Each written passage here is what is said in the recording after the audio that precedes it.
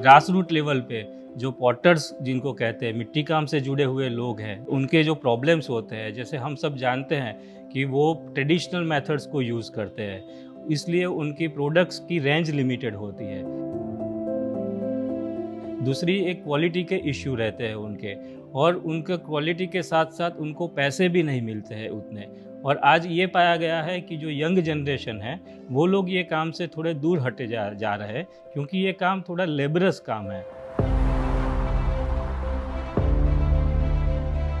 ये प्रोजेक्ट में mainly first step में गुजरात के 25 डिस्ट्रिक्ट्स में हम गए, और वहाँ पे जो ये लोग काम कर रहे हैं पॉटर्स लोग ग्रास रूट लेवल पे, उनसे मुलाकात की, उनका संपर्क किया और उनसे हमने जानकारी ली।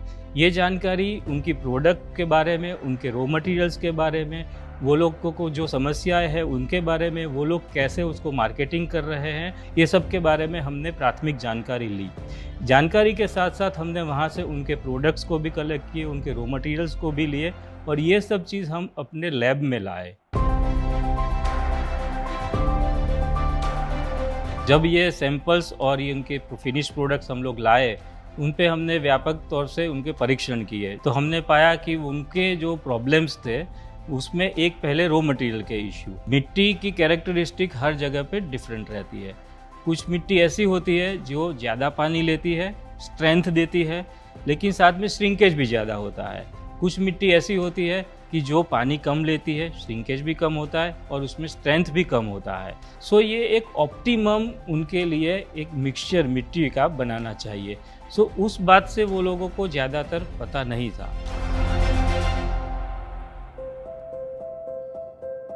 માટીકામનું કામ હોય એ ટ્રેડિશનલ રીતે જ થતું હોય છે કે ભાઈ ખેતરમાંથી માટી લાવવી, પલાળવી અને એનાથી ગમે તે વસ્તુ કોડિયા છે, માટલા છે કે કુંડા છે એ બધું બનાવવાનું। એમાં જનરલી શું હોય કે ખેતરમાં કોઈ દિવસ માટી થોડી જાડી માટી હોય, થોડી પાતળી માટી હોય, તો એમાં અમને થોડી તકલીફ પડી જાય કે માટી વધારે ચીકણી છે કે ઓછી ચીકણી છે। पहले वो लोग ट्रायल एंड एरर मेथड से करते थे, अभी उनको उसके पीछे का साइंस पता चला। सो ये सब चीज़ से उनको काफ़ी कुछ हेल्प मिला है।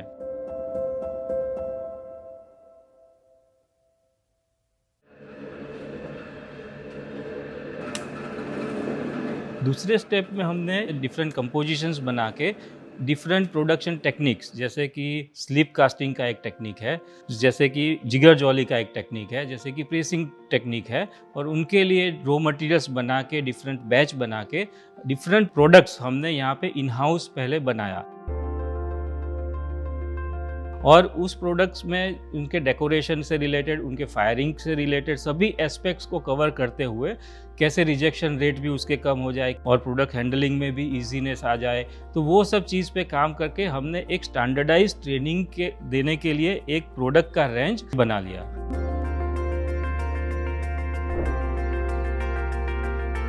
बाद में उनको ट्रेनिंग देने के लिए डिफरेंट मॉड्यूल्स बनाए गए, कुछ ट्रेनिंग प्रोग्राम्स ऑन साइट किए, और ये ट्रेनिंग प्रोग्राम्स के लिए उनको पहले 5 दिन वहाँ जाके उनको जब बताया गया तब वो लोगों को कन्विंस हुए। उनको डेमोन्स्ट्रेशन शॉट पे 5 दिन के प्रोग्राम्स थे। उनको वहाँ से जिज्ञासा हुई कि ये काम तो हो सकता है, आसान है, जब हमें दिखाया जाता है यहाँ पे प्रोडक्ट बन के तैयार हो जाती है। वहाँ से वो लोग मोटिवेट हुए और नरोडा सेंटर में आए, और फिर यहाँ पे 10 दिन के लिए पहले आए, फिर 20 दिन के भी ट्रेनिंग प्रोग्राम्स यहाँ पे किए गए। ये प्रोग्राम्स में हमने पूरा शुरू से लेके अंत तक के सभी एक्टिविटीज़ को कवर कर लिया। जैसे कि मैंने स्लिप कास्टिंग का आपको बोला, तो उसमें बेसिक चीज़ की जो रिक्वायरमेंट है वो है पीओपी मोल्ड। उससे क्या क्या सहूलियत बढ़ जाती है वो सब समझाते हुए हैंड्स ऑन उनको पीओपी मोल्ड बनाने की पूरी तालीम दी गई। वही मोल्ड को यूज़ करके स्लिप कास्टिंग मेथड से उनको प्रोडक्ट जो है फिनिश प्रोडक्ट निकालने की ट्रेनिंग दिया गया। અમને પહેલાં ફર્મા બનાવવાનું શીખવાડ્યું હતું, કેમ કે જે ટ્રેડિશનલ અમારું કામ હતું એના કરતાં જો અમે પીઓપીના ફર્મામાં કામ કરીએ તો એમાં વધારે અમને ફિનિશિંગ બી મળતું હતું અને સ્પીડ પણ મળતી હતી। તો ફર્મા બી અમે બનાવતા શીખેલા અને કાસ્ટિંગ બી અમને અહીંયા CGCRIમાંથી શીખવાડ્યું। એના કરતાં અમને કાસ્ટિંગમાં બહુ વ્યવસ્થિત, સારું અને બહુ ઝડપી રિઝલ્ટ મળતું હતું।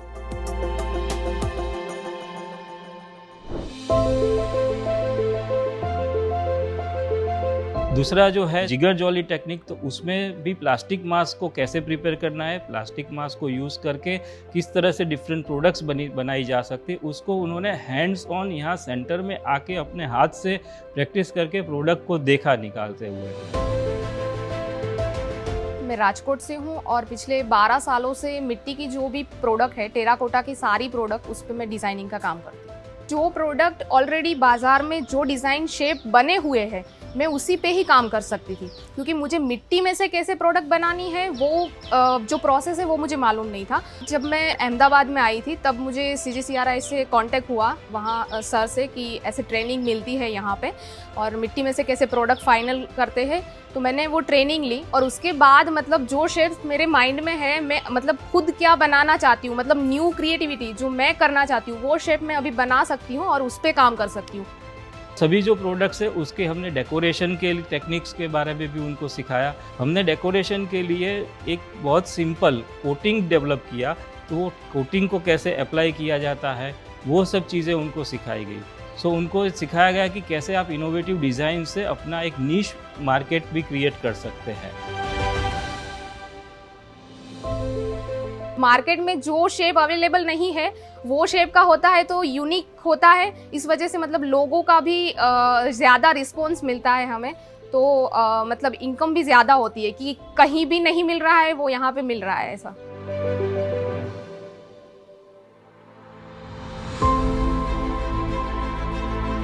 अल्टीमेट एम तो हमारा यही होता है कि कैसे वो मार्केट में पहुँचे। मार्केट में पहुँचने के लिए भी हमने एक प्रोग्राम में एक पूरा सेशन उनके लिए रखा।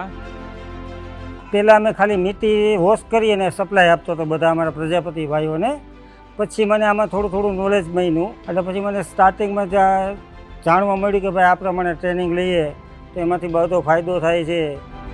तो हमने उनको एंटरप्रेन्योरशिप डेवलपमेंट के लिए जो भी रिक्वायरमेंट है, जैसे कि उनको सॉफ्ट स्किल की ज़रूरत होती है, उनको सेल्फ हेल्प ग्रुप कैसे क्रिएट किया जाता है, उसके क्या बेनिफिट्स है, फिर उनको जैसे कि कोई पार्टनरशिप फर्म बनाना है तो उसकी क्या रिक्वायरमेंट है, वो सब चीज़ बताई गई।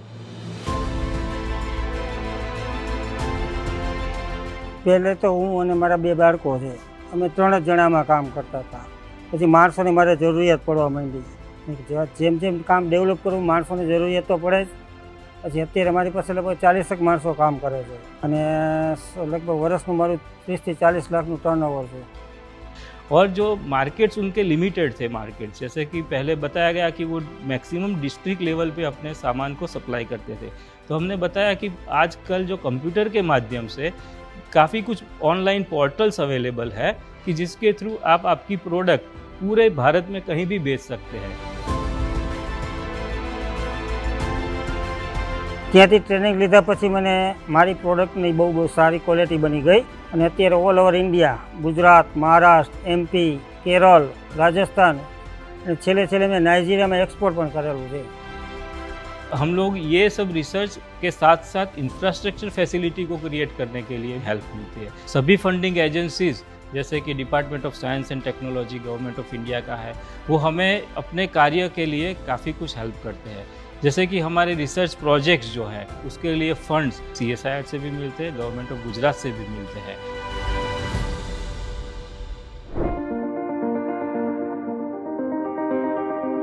हमारे ये ट्रेनिंग प्रोग्राम्स में ऑल ओवर गुजरात से काफ़ी लोगों ने पार्टिसिपेट किया है और करीब 1200 लोगों को हमने ट्रेनिंग दिया है।